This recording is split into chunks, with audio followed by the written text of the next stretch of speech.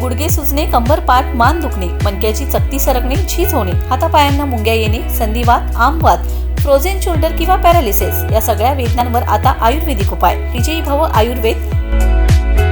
गुडघे व मणक्यांच्या विकारावर विशेष आयुर्वेदिक उपचार केंद्र. नेवरी, तालुका कडेगाव, जिल्हा सांगली. पुणे त्रिमूर्ती चौक, धनकवडी. मुंबई दादर पश्चिम. आजच संपर्क करा.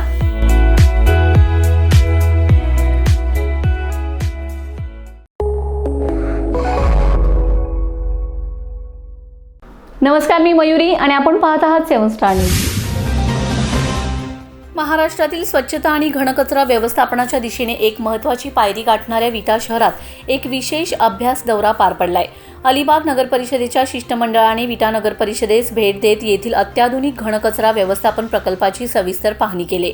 या दौऱ्यात शिष्टमंडळाने ओल्या कचऱ्यापासून कंपोस्ट खत निर्मिती, सुका कचरा प्रक्रिया, मलनिसारण प्रक्रिया, बायोगॅस प्रकल्प तसेच नव्याने उभारण्यात येणाऱ्या रोटरी ड्रम कंपोस्ट प्रकल्पाची माहिती घेतली. विटा नगर परिषदेचे मुख्याधिकारी विक्रमसिंह पाटील यांनी शहरातील कचरा संकलन, वर्गीकरण आणि त्यावर प्रभावी प्रक्रिया कशी केली जाते याचे बारकावे समजावून सांगितलेत. यावेळी अलिबाग नगर परिषदेच्या उपनगराध्यक्षा ॲडव्होकेट मानसी म्हात्रे यांनी या प्रकल्पाचे कौतुक करत विटा नगर परिषदेचा हा उपक्रम कचऱ्याचे सोने करणारा आदर्श मॉडेल असल्याचं सांगितलंय.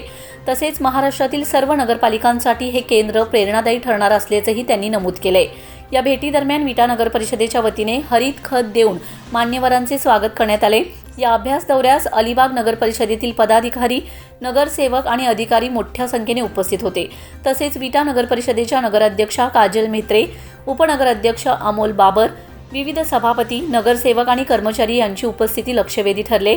स्वच्छतेकडून संपन्नतेकडे, कचऱ्यातून निर्माण होणाऱ्या संधीचा आदर्श नमुना म्हणून विटा शहर आज राज्यासाठी प्रेरणास्थान ठरत आहे. रमेश जाधव, 7 स्टार न्यूज, विटा.